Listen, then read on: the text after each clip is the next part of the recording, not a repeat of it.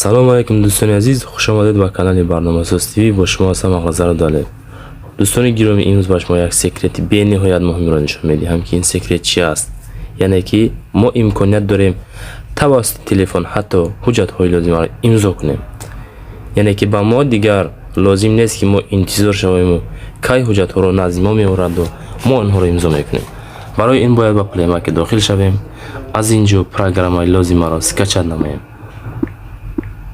همین پروگرام را اسکچ میکنیم. ادکرید از اینجا پلیس رو پخش میکنیم. از گالری را انتخاب میکنیم، مثلا همین را. از اینجا سخرین میکنیم و بعدا همین را زیر میکنیم. اینجا امضا رو میمانیم. یکی توسط این